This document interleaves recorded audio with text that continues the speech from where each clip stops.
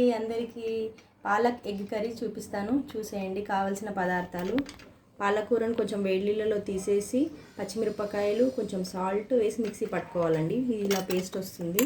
తర్వాత నువ్వులు, వేరుశెనగ గుండ్లు రెండు కలిసి మిక్సీ పట్టుకొని పేస్ట్ చేసి పెట్టుకోవాలి. ఆనియన్స్, కొత్తిమీర, పసుపు, అల్లం వెల్లుల్లి పేస్ట్, జీలకర్ర, ఆవాలు అండ్ కోడిగుడ్డు and oil and garam masala. ఇంతేనండి వీటికి కావాల్సిన పదార్థాలు. చూసేద్దాం రండి. ఫస్ట్ ప్యాన్ పెట్టుకొని ఆయిల్ వేసుకోవాలండి. ఆయిల్ వేడవాలి.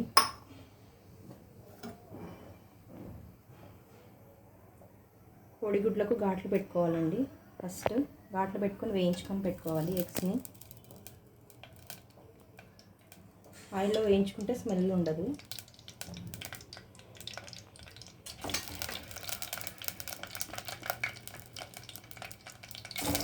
వేయించుకోవాలి. ఫస్ట్ ఎగ్స్ని కొంచెం వేయించుకోవాలండి.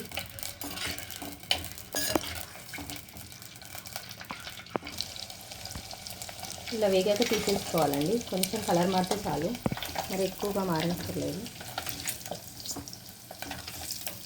ఇందులోనే ఆయిల్ ఉంది కదండి, దాంట్లోకి జీలకర్ర, ఆవాలు, తర్వాత ఆనియన్స్ అండి.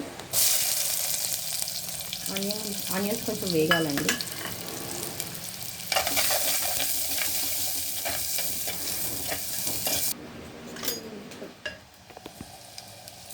ఇలా గోల్డెన్ బ్రౌన్ కలర్ వేయించుకున్నాక అల్లం వెల్లుల్లి పేస్ట్ అండి. ఇది కొద్దిగా వేగాలి, పచ్చి వాసన పోయేంత వరకు. వేగిన తర్వాత పసుపు చిటికెడు,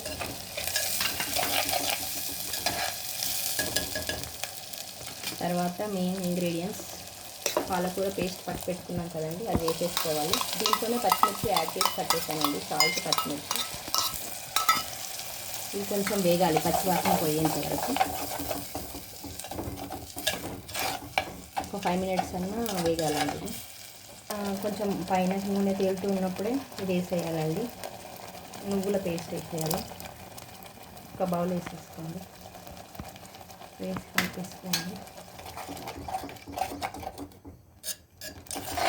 పాలకూర కలర్ మారకుండా ఉండాలంటే కొంచెం వేడి నీళ్ళలో వేసి తీసేసుకోండి. తీసేసిన తర్వాత మిక్సీ పట్టుకోండి చల్లారిన తర్వాత. అప్పుడు కలర్ మారకుండా ఉంటుంది. ఇది కాసేపు ఎగ్స్ వేసుకోవాలండి.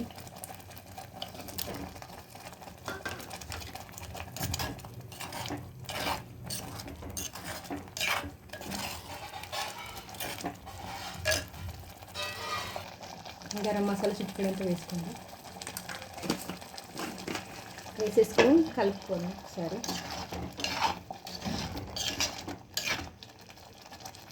లాస్ట్లో కొత్తిమీర వేసుకొని దింపేసుకోవడమేనండి. ఈజీగా బ్యాచిలర్స్ అయినా బిగినర్స్ అయినా ఈజీగా చేసుకోవచ్చండి. రెస్టారెంట్ స్టైల్లో అవుతుంది. చాలా టేస్ట్ బాగుంటుంది. చపాతీలోకైనా అన్నంలోకైనా చాలా బాగుంటుంది.